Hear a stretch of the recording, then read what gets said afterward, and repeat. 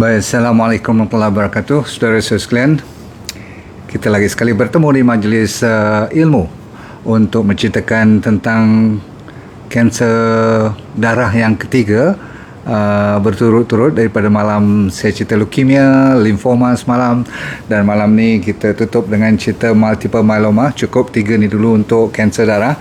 Ada lagi kanser darah yang kecil-kecilan, tapi yang paling popular yang saya dah hidangkan kepada anda semalam, limfoma, sebelumnya leukemia, malam ni multiple myeloma. Okey, multiple myeloma ni merupakan yang paling popular dari segi top penyakit kanser darah, nombor 2 untuk semua jenis penyakit darah, dalam semua penyakit yang terutama sekali pada umur berapa. Malam ni saya akan cerita. Agak mustahak kita ambil perhatian sebab hampir 2% daripada kita yang akan berpeluang kena. Walaupun 2% seluruh population dunia ni dikatakan 2%, tapi 2% tu sebenarnya banyak, ya. Barang diingat, kalau diabetes ataupun high blood pressure tu sampai dekat, kalau obesity tu sampai dekat 10-15%, ya. Yang 3 serangkai tu. Tapi yang ni bagi mereka yang dah mencecah umur 60-an ke atas. Dengar elok, di overseas selalunya umur 70. Saya mengambil umur 60 ni sebab mungkin keadaan gaya hidup kita di Asia agak berbeza.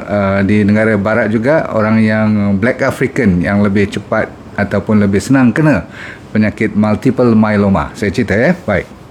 Bismillahirrahmanirrahim. Assalamualaikum warahmatullahi wabarakatuh. Cuba ambil perhatian. Saya bagi contoh, saya panggil nama samaran. Katakan Mak Tipah, ataupun nanti you marah pula kalau nama you Tipah.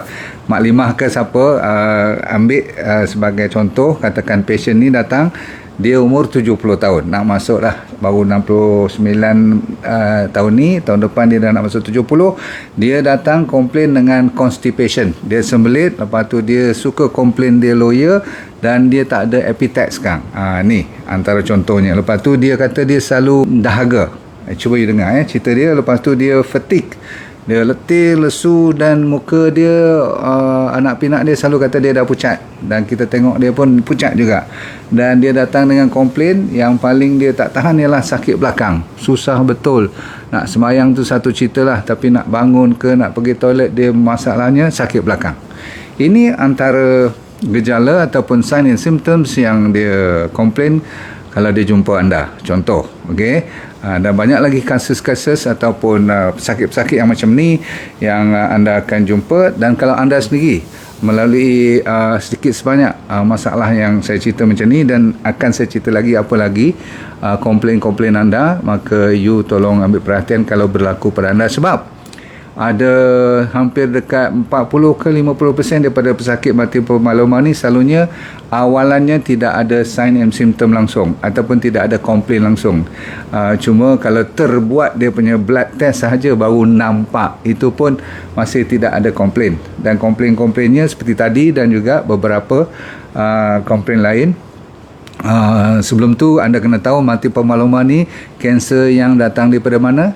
Masih lagi datangnya daripada tulang som-som juga, tetapi dia tidak melibatkan blood, memang blood, tetapi white blood cell, red blood cell semua dia tak ganggu, tapi dia mengganggu plasma cell. Dalam tulang som-som ni ada berbagai, daripada red blood cell, white blood cell, ada platelet lagi kan. Lepas tu ada plasma. Plasma ni apa? Plasma ni adalah sebahagian daripada red blood cell, tulang som-som tu, yang pengeluarannya tu, satu daripadanya namanya plasma, dan plasma ni adalah mengeluarkan antibody. Antibody tu maksudnya apa? Untuk melawan macam askar kita jugalah, macam white blood cell juga, tapi ni lagi satu batalion lain pula. Kerja dia juga untuk membunuh bahan-bahan yang foreign, orang kata apa, pendatang asing, dia akan bunuh. Tetapi bila dia bermaharaja lela, dia juga menjadi something dan dia lawan balik diri sendiri. Itu dipanggilkan plasma cell yang dah tak dengar cakap. Faham? Okey, so plasma cell ni yang menyebabkan jadinya multiple myeloma. Apa dia multiple myeloma? Dari segi komplainnya, saya dah cerita sikit macam kes Mak Limah tadi atau Mak Tipah tadi, tetapi sebenarnya yang lain tu, salah satu yang paling you kena dengar ialah dalam kidney you akan keluar apa dinamakan protein, dan selalunya buah pinggang kita akan menjadi rosak. Kalau kes ni dah serius, bila dah mula tak nampak apa, tak komplain bertahun-tahun kadang-kadang, tapi kalau dia nak tunjuk cepat pun boleh juga, dia terus kidney failure pun ada. Setengah orang sampai kena kidney dialysis pun. Itu satu. Nombor dua, dia akan menyebabkan tulang kita jadi nak kata reput juga, tetapi dia lebih, kadang-kadang you tengok dalam x-ray tu kadang-kadang berlubang-lubang pun, macam jadi kekosongan. Dia macam porous, jadi rapuh dan reput macam osteoporosis begitu. Tapi dia panggil lytic bone, maksudnya macam dah digigit, faham tak, macam orang kata digerit oleh tikus tu, macam tu. Dan kadang-kadang dia di tulang spinal cord tu sampai ada compression pun. Tulang belakang kita ni dia boleh compress, dan setengah orang jadi bongkok pun disebabkan dia dah bengkok. Faham tak? Tulang kita tu dia mod ni. Okey, saya panggil mod ni. Okey, ni mod ni. Okey, nampak tulang belakang ni. Bila selalunya kat kawasan ni, kawasan yang bengkok sikit ni, okey, ni, okey, dia boleh reput kat situ, dia boleh berlubang kat situ, dan dia boleh macam batang buruk lah, senang cerita. Dia boleh compress kat sini, dia boleh impede dia. Kadang-kadang you dapati body you hampir dah lebih 2-3 inci jadi pendek atau jadi rendah daripada biasa. Faham tu? Dan sakit tulang adalah antara satu daripada komplain, bone pain. Dan memang boleh fracture lah, boleh retak, boleh patah pun. Ya, baik. Satu lagi ialah dinamakan, you akan dapat disebabkan tulang-tulang ni keluar kalsiumnya dalam darah you, nanti dia boleh nampak hyperkalsemia, maksudnya tinggi kalsium you. Ini salah satu daripada ciri-ciri. Ada 4 ya, saya bagi nanti. Tapi dengar dulu. Orang yang kita kan dah, yang kalau kena ni atas pada 60, selalunya yang paling peak 70 senang kena lah ni. Okey, sebab tu kalau you ada mak bapak you masih lagi tengah sihat tu, alhamdulillah, tengok sikit dia komplain apa. Kalau selalu sangat sakit belakang, tak angkat barang, tak angkat pasu bunga apa-apa, tak pergi berkebun masih sakit, you cuba check ya. Baik, seterusnya dia akan dapat tengok dia punya red blood cell. Seperti biasa, kalau dalam tulang sumsum tu kawasan ruangnya kan tertutup, dan dia cuma boleh memberi sekian banyak orang, kalau dari segi sel beberapa million kat situ. Tapi kalau plasma sel ni sepatutnya sekian million, dia bertambah banyak, jadi yang lain terpaksa jatuh lah, turun lah. Sebab tu jadi anemia, red blood cell tak boleh productionnya bagus, platelet dia pun turun kan, senang berdarah dan sebagainya, macam leukemia juga. Lepas tu white blood cell pun terganggu juga, jadi platelet plasma tu akan meningkat. Di plasma sel tu orang kata take over lah. Sebab tu senang dapat perdarahan, kadang-kadang kat mata pun boleh berdarah. Lepas tu kan orang yang selalu platelet tak cukup ni, saya kata apa, senang lebam-lebam, boleh pening kepala, boleh dapat masalah sarung ataupun orang panggil apa, penutup cover kita punya jantung tu, pericarditis. Dia boleh dapat inflamasi, orang panggil apa, selaput jantung kita, heart kita tu. Lepas tu boleh dapat masalah neuropati, saraf-saraf kita ujung-ujung tu boleh dapat macam kebas kaki, kebas tangan, lagi badan you akan nampak macam orang tua lah, macam memang dah tua tapi nampak lebih cepat tua sebab you bongkok nanti.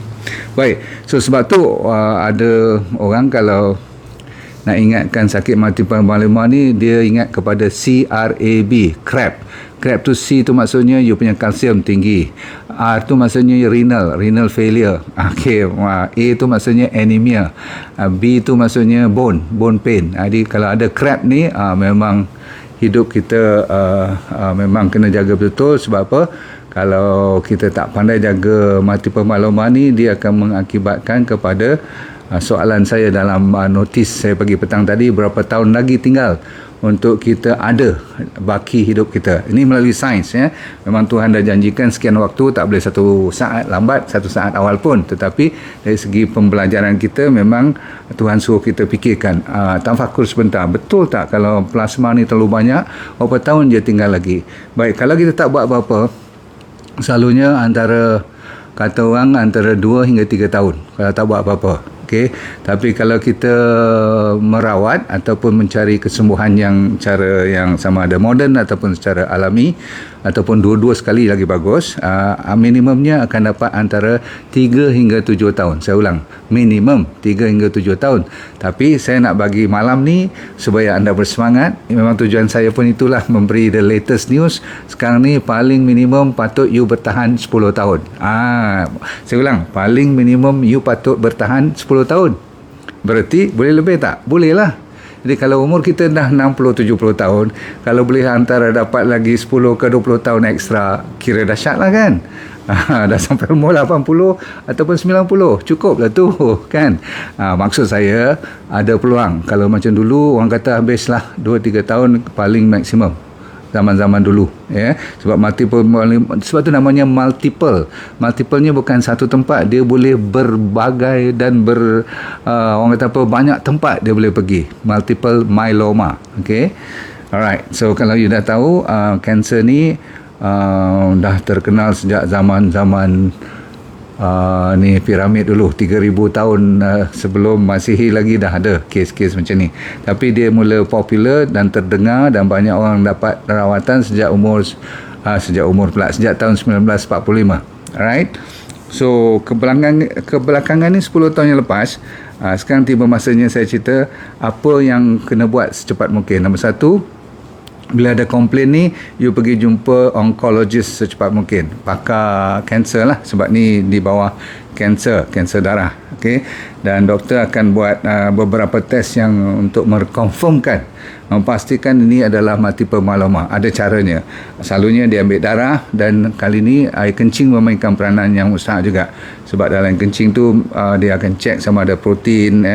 Nama protein pun ada special, seperti nama Benz Jones. Nama pun sedap-sedap ni nama protein tu.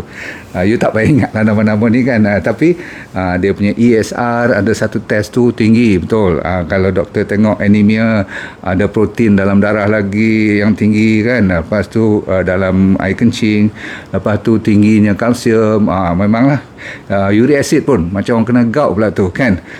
Masalah urea, masalah kreatinin, itu untuk tujuan apa? You punya buah pinggang dah mula nampak sama ada teruk atau tak teruk. Kadang-kadang bawah pada GFR 50 tu senang-senang sangat untuk orang multiple myeloma ni kan. Rendah dia punya GFR tu. Baik, lepas tu selalunya kita ambil bone marrow aspiration lah. Kita kena cek tulang som-som you, kita tengok apa jadi dalam tu. Kalau lebih daripada 60% dalam tulang som-som tu dah semuanya diperbuat daripada plasma sel, yang tak sepatutnya sampai lebih daripada 5% tu, sepatutnya tak ada langsung, sikit je lah, jangan lebih daripada 10-20%. Tapi kalau atas pada 60% confirm you dah memang ada multiple myeloma. Okay? Dan memang tulang nampak betul, osteoporosis boleh cek, buat scan, tengok bone kat mana lagi yang dah mula berlubang-lubang tu.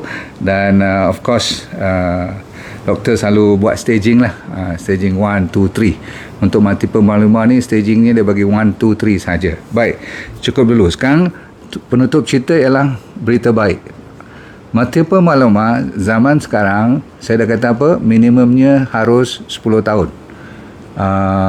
baki sisa hidup kita. Dia boleh pertahankan. Cuma kalau awalan yang diperdekatkan dengan rawatan yang ada 2-3 cara, kalau you masih lagi sihat walafiat, lagi senang. Waktu you kena tu, you masih lagi tidak teruk lah, tidak macam nampak macam nak kena orang angkat you, tak boleh jalan dan sebagainya. Itu teruk sangat lah. Tapi kalau you masih lagi boleh macam biasa, senang. Doktor bagi ada 3 cara. Satu, ubat, drugs, ubat-ubat zaman moden sekarang memang dah ada banyak kebaikannya. Okey, dan saya kalau campur dengan diet yang saya selalu recommend, D&D diet tu, selalunya orang ni kadang-kadang tak perlukan sangat pun sampai ke kemoterapi dan sebagainya. Cuma kalau kes you dah sampai, saya kata apa tadi, sampai sel-sel you pun lebih daripada 60%, semuanya dah cancerous, doktor selalunya akan terpaksa juga buat kemoterapi untuk bunuhkan semua sel-sel yang akan orang kata apa, attack. So dia akan bunuh dulu kanser sel ni. Lepas tu kalau semua dah cantik, dia akan buat selalunya untuk kes-kes yang serius, dia akan buat, dia panggil stem cell transplant. Secara ringkasnya transplant ni, dia ambil darah you dulu, dia tapis, dia ambil stem cell tu macam benih-benih sel yang elok-elok lagi tu ditapis, tengok semua yang best-best, disiapkan dulu, nanti body you tu akan dikosongkan, maksudnya orang kata apa, dipersediakan tu, you kena masuk dalam bilik yang orang panggil sterile lah, tak boleh langsung orang bersin kat situ, tak boleh orang yang tangan tak ni lah, maksudnya semua macam lebih macam COVID tu jaga, faham tak, supaya you tidak ada sebarang infection nanti, sebab masa tu you punya white blood cell semua dah kosong. Kita tahulah dulu masa saya nak dikosongkan dulu pun macam mana dahsyatnya, bilik tu kena, tak semua orang boleh masuk dan sebagainya. Takut juga kadang-kadang fikir-fikir, lepas tu dia pergi buat macam dialisis, nak ambil kita punya stem cell tu kan, nak pilih kena bersih juga. Jadi semua-semua tu bila dimasukkan balik nanti, you punya autologous, maksudnya darah you sendiri yang ada benih tadi tu, diharapkan benih tu macam tanam semula, faham? Okay, kalau hidup semua tu cantik, berarti you dah orang kata apa, dalam proses nak baik pulih. Of course ada 2-3 tahun lagi yang perlukan rawatan ataupun perlukan cek balik you punya bone marrow. Cantik lah, doktor confident. Dan zaman sekarang ni setting dia pun semua dah, orang kata apa, memang well established, maksudnya dah bersedia untuk kes-kes macam multiple myeloma ni. Jadi kalau tempat dan pakar tu semua dah berkaliber, tempat tu boleh maksudnya hospital tu boleh ada pengalaman yang bagus, selalunya kes multiple myeloma ni beres, boleh menghasilkan jawapan yang cukup positif, walaupun you kena melalui proses yang agak seram jugalah kan, maksudnya you tak ada langsung white blood cell you punya platelet semua tu ditekan habis kan, tapi doktor ada cara yang tertentu untuk baik pulihkan you. Bila you dah baik nanti, kita akan follow up dengan you, mungkin mula-mula tu 6 bulan sekali, lepas tu setahun sekali, macam biasa. Lepas tu diharapkan you boleh baik bertahun-tahun lamanya. Dan masa ni, dan saya kata tadi, kalau dicampur dengan diet yang saya bagi tu, dengan suplemen yang betul, jaga diri elok-elok, InsyaAllah boleh bertahan. Dan ramai juga yang dah pulih seperti sedia kala, maksudnya kalau peringkat umur 70 tu macam umur 70 lah, sihat juga lagi, boleh berjalan, boleh bawa kereta semua, Alhamdulillah. Faham? Cuma kalau lupa diri, kalau kena relapse pun, zaman sekarang ada lagi, dia punya 3-4 lagi yang terbaru ni, saya tak payahlah cerita kat you sebab nama dia pun pelik-pelik kan. Ubat yang terlatest ni tahun lepas baru dapat kelulusan, namanya belantamab ni, antara yang terbaik. Katanya nama panggilan Blenrep ni memang antara yang popular. Sebelum tu nama dia sedap-sedap, Selinexor. Nama-nama ubat-ubat dia ni cantik-cantik. Dia ada dekat 10 ubat yang telah dipersediakan untuk multiple myeloma, yang telah diluluskan. Jadi insyaAllah ada lagi jenis yang orang panggil CAR T-cell untuk dibuat sebagai rawatan. Ada satu lagi yang dia gunakan you punya own T-cell pula. Ni semua ni kalau saya cerita, saya pun pening kepala, you lagi pening kepala nanti, betul tak? Sebab apa? Dia terlalu advance. Tak macam 30-40 tahun dahulu bila kena multiple myeloma. Samalah macam saya cerita dulu, kalau lymphoma ke leukemia terutama sekali, macam goodbye dah dulu-dulu. Sekarang Alhamdulillah banyak cancer of the blood ni mendapat perhatian.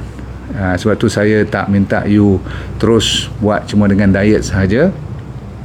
ataupun cuma dengan stress management saja, saya nak berkombinasi. Bahayanya kalau you cuma pergi ke hospital yang tidak mempedulikan hal-hal emosi, hal-hal pemakanan, tidur, sedikit exercise dan matahari. Itu adalah kelemahan yang selalu saya tengok di mana-mana. Hari ini pun kalau dekat saya nak present tadi, saya cek lagi sekali, kenapa dia orang tak pertikaikan masalah emosi dan sebagainya. Rupa-rupanya mereka tak peduli. Mereka asyik nak ni je, nak pakai immunoterapi, nak pakai stem cell terapi, tapi tidak mempertikaikan kasih sayang orang yang jaga tu macam mana. You nak tahu tak, penjaga untuk kes multiple myeloma, maklum sajalah, kes multiple myeloma ni pesakitnya kebanyakan dah ada anak, dah ada cucu. Faham tak? Di emosi dia orang tu lain, nak tinggal anak, nak tinggal cucu dan sebagainya. Dia orang tak dapat tengok beberapa minggu waktu transplant semua tu. Jadi orang yang jaga tu pun nak kena kita coach, kita pandu dia supaya macam mana nak menjaga kes-kes multiple myeloma ni. Barang dia ingat selalunya pesakit, orang cuma ingat pesakit tu saja, tapi sebenarnya dia ada satu sistem dan environment yang perlu dijaga, terutama sekali orang yang keliling mereka ni. Faham tak? Termasuklah kalau isteri, kenapa saya sebut isteri, sebab kes multiple myeloma ni lelaki 1.5 kali ganda lebih tinggi yang senang kena daripada perempuan. Yang ni orang lelaki lebih sikit. Faham?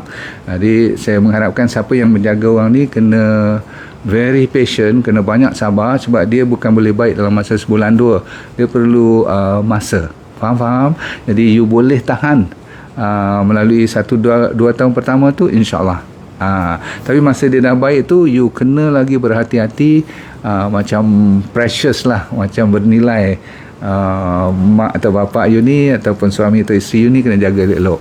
Jangan bagi dia orang sensitif, jangan bagi dia orang rasa sedih, rasa frust, rasa murung, tak boleh. Sebab itu adalah peranan yang walaupun dalam Google ke dalam YouTube ke you tengok tak ada banyak cakap, tapi saya tahu siapa dapat jaga yang sebahagian lagi ni, yang minda dan rohaniah dia tu, Masya Allah, you akan mempercepatkan. Sebab yang saya cerita banyak pada malam ni lebih kepada fizikal saja kan, penjagaan.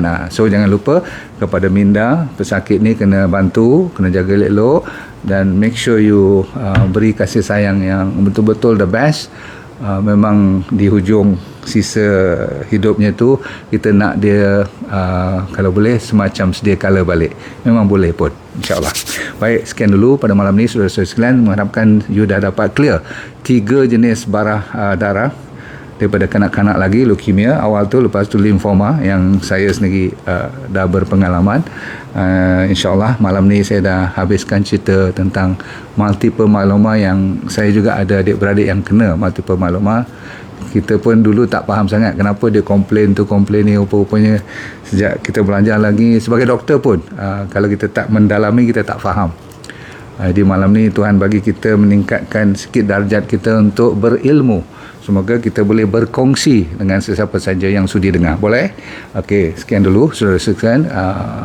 Kalau siapa dah lupa, promosi saya masih on, dengan segan-segan.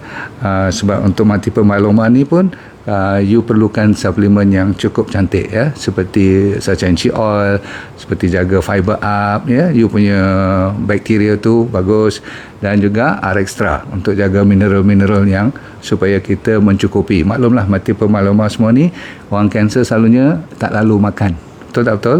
Lepas pada tu jangan lupa kita mendoakan sesama kita supaya kita dunia kita bahagia dan akhirat kita syurga. Boleh? Dan make sure you let go and feel good all the time. Assalamualaikum warahmatullahi wabarakatuh. Bye.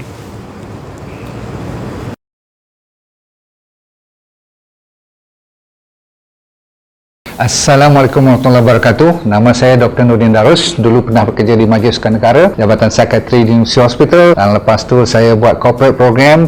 Tapi Tuhan bagi rezeki kat saya untuk kena kanser pada 2001. Bukanlah seronok tetapi pengalaman. Kali kedua saya kena relapse pada 2012. Di pengalaman tu saya nak share dengan anda, kalau anda bermasalah berpenyakit ataupun sama ada dari segi fizikal ke mental, tak jadi hal, asalkan you nak merubah hidup you. Dan bagi mereka yang belum sakit pun paling mustahak untuk mempertahankan, menghindar daripada kena sakit. Tapi insyaAllah dalam program yang dinamakan DND Well for Life 90 Day Challenge, maksudnya 90 hari pencabaran ni untuk meningkatkan kesejahteraan dan kesihatan hidup anda. Mau tak? Okey, apa yang dia akan dapat dalam program tu nanti, kita akan ajar teknik-teknik macam mana nak menyelesaikan masalah penyakit dulu secara alami. Kita fokus kepada penyakit yang serius dulu, kanser lah, diabetes, high blood pressure, kolesterol, jantung, autoimun terutama sekali, arthritis, gout, masalah hormon dan sebagainya. Yang penting ialah kalau anda bermasalah emosi pun boleh kita tolong bantu. Yang penting sekali ialah teknik tu. Kita kena bagi kat you dalam masa 90 hari ni, seminggu demi seminggu, saya semacam coach you, iaitu teknik macam 7 day living, teknik 7 prinsip macam mana orang boleh sihat walafiat sepanjang hayat. Kita kena belajar. Orang Okinawa daripada Jepun, apa yang dimaksudkan dengan ikigai, saya akan ajar juga macam mana nak cari hala tujuan hidup. Ramai orang stres sangat sekarang ni, dan kita sediakan doktor-doktor juga untuk bersama bantu you supaya kita semua boleh sama membantu menjadi sihat walafiat, merubah daripada sekarang kepada benda-benda ataupun ilmu yang baru untuk menyihatkan body secara mental dan fizikal. Okey,